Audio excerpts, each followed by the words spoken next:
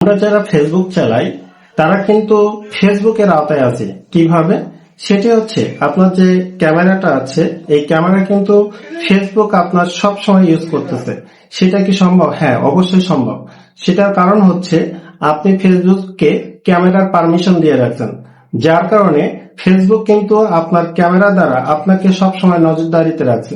তো আমরা যেটা করব, ফেসবুককে আমরা এই ক্যামেরাটি পারমিশন দিব না। তাহলে কিভাবে অফ করবেন চলুন দেখে নিই। তার আগে বলে দিই, আমার চ্যানেলটি সাবস্ক্রাইব করে অবশ্যই আমার পাশে থাকবেন।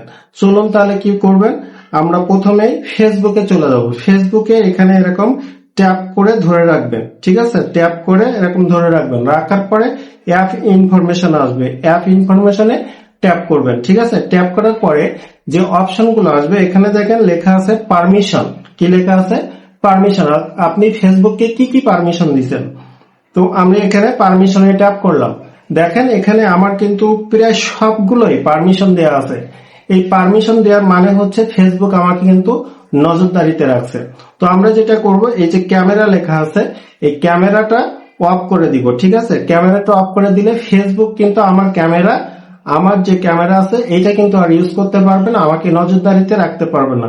তো আশা করি ভিডিওটি বুঝতে পেরেছেন। অবশ্যই ফেসবুকের নজরদারি থেকে নিজেকে রক্ষা করুন, এই জন্য ক্যামেরা অপশনটা অফ করে রাখুন। ধন্যবাদ সবাইকে।